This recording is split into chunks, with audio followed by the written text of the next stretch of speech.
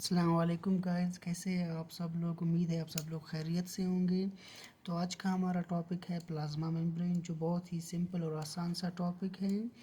तो हम अपने टॉपिक की तरफ चलते हैं। सबसे पहला पॉइंट है हमारे पास outermost boundary of cell and bounded membrane of animal cell.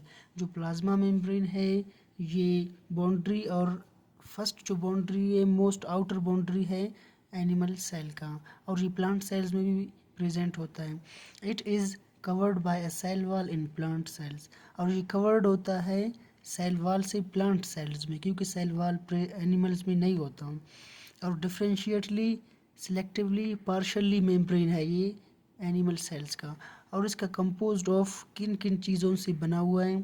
Lipid को अगर हम देखें तो 20 to 40%, अगर प्रोटीन को देखें तो 60 to 80%, और अगर कार्बोहाइड्रेट्स को देखें तो स्मॉल अमाउंट, मतलब थोड़े से कार्बोहाइड्रेट से बने हुए हैं प्लाज्मा मेम्ब्रेन। और इसके दो मॉडल्स हैं, एक यूनिट मेम्ब्रेन मॉडल और दूसरा है फ्लूइड मोज़ेक मॉडल।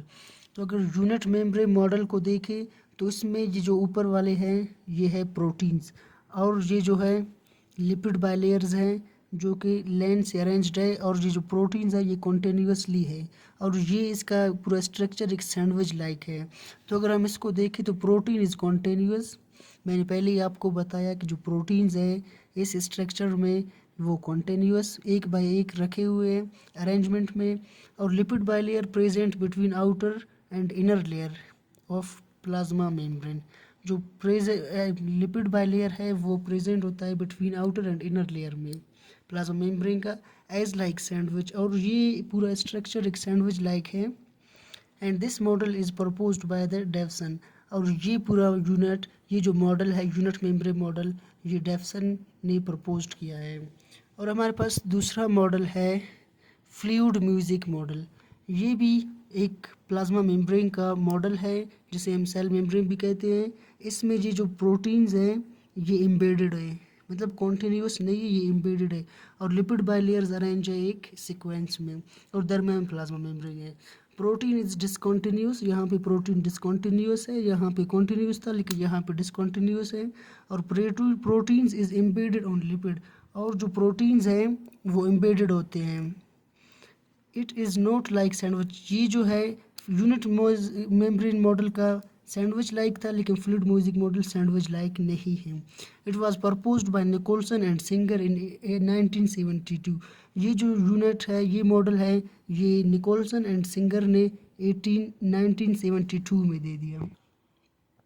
तो गाइस अगर हम प्लाज्मा मेम्ब्रेन के फंक्शंस को देखें, मैं साथ साथ फंक्शंस भी बता रहा हूँ और उसके स्ट्रक्चर्स है वो भी बता रहा हूँ।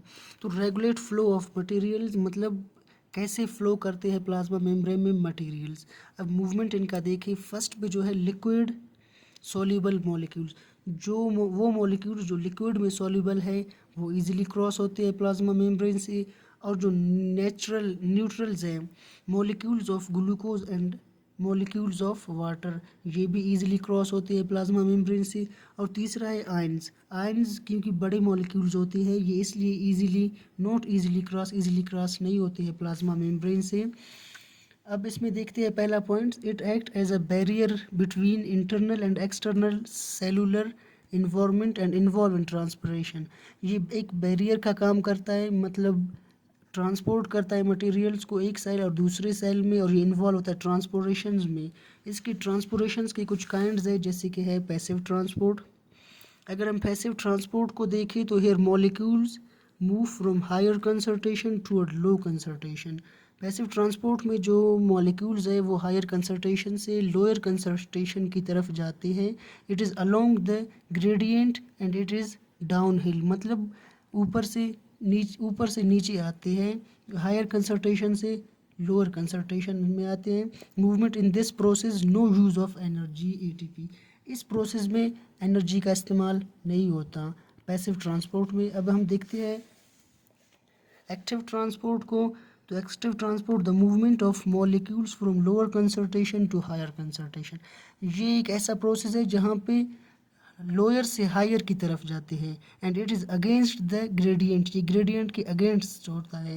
एंड ये है अपहिल मूवमेंट, इनका मूवमेंट जो होता है वो अपहिल होता है। And in this process there is use of energy. यहाँ पे एनर्जी यूज़ होता है। ये लाजमी सा बात है कि जब लोअर से हायर की तरफ जाता है तो यहाँ पे एनर्जी का यूज़ मुमकिन तो है। अब इसमें टाइप्स ऑफ पैसिव ट्रांसपोर्ट देखते हैं। पैसिव ट्रांसपोर्ट वो था जहाँ पे हायर से लोअर में जा रहा था। इसका पहला काइंड है डिफ्यूजन। तो diffusion movement of molecules from higher concentration to lower concentration. Diffusion में जो मॉलिक्यूल्स है वो हायर से लोअर की तरफ जाते हैं। इसका दूसरा काइंड है ओसोमोसिस। ओसोमोसिस में the movement of water molecules from higher concentration to lower concentration through semipermeable membrane. ये भी हायर से लोअर की तरफ जाते हैं लेकिन सेमी परमिएबल के थ्रू। और तीसरा हमारा है फैसिलिटेटेड डिफ्यूजन। ये भी एक काइंड है पैसिव ट्रांसपोर्ट का, जहाँ पे the movement of molecules from higher concentration to lower concentration through carrier protein. यहाँ पे भी हायर से लोअर की तरफ जाते हैं लेकिन यहाँ पे कैरियर प्रोटीन की थ्रू। यहाँ पे जो हमने पढ़ा था ओस्मोसिस में, वहाँ पे सेमी परमिएबल के थ्रू और यहाँ पे कैरियर प्रोटीन के थ्रू। तो गाइज हमने पैसिव ट्रांसपोर्ट के टाइप्स पढ़े और अब हम देखेंगे types of active transport. Active transport के टाइप्स हम देखते हैं। जो फर्स्ट वाला है वो है एंडोसाइटोसिस और दूसरा है एक्सोसाइटोसिस। एंडोसाइटोसिस में जो मॉलिक्यूल है या कोई भी जो छोटा सा मॉलिक्यूल है वो बाहर से सेल को कर्व करके अंदर चला जाता है। और एक्सोसाइटोसिस में अगर अंदर है मॉलिक्यूल तो वो आउटफोल्ड करता है सेल को और वो बाहर चला जाता है। अभी एंडोसाइटोसिस को देखिए हम। इनटेक ऑफ मटेरियल्स को लेता है बाय इनफोल्डिंग, अंदर की तरफ फोल्ड होता है, ऑफ प्लाज्मा मेम्ब्रेन को अंदर की तरफ फोल्ड करता है इन अ फॉर्म ऑफ वैक्यूल। फिर इन अ फॉर्म ऑफ वैक्यूल वो सेल के अंदर घुस जाता है। और अगर हम देखें एक्सोसाइटोसिस को, ये आउटटेक ऑफ मटेरियल्स, ये बाहर निकालते हैं मटेरियल्स को बाय आउट फोल्डिंग।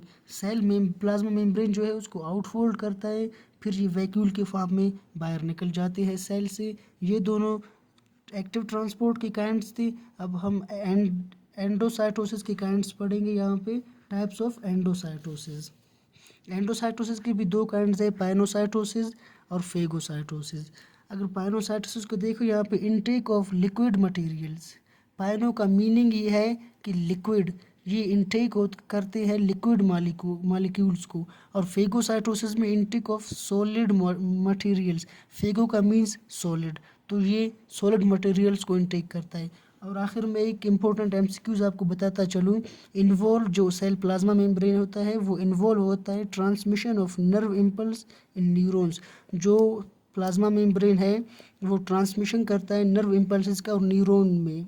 तो ये टॉपिक यहाँ पे ख़त्म होता है हमारा प्लाज्मा मेम्ब्रेन। तो उम्मीद है आप सब लोगों को समझ आ गया हुआ होगा। अगर समझ आ गया हुआ होगा, वीडियो आपको अच्छी लगी तो मेरे चैनल को एक सब्सक्राइब ज़रूर करके जाइएगा। Thank you. मिलते हैं नेक्स्ट वीडियो में। अल्लाह हाफिज़। जज़ाकल्लाह।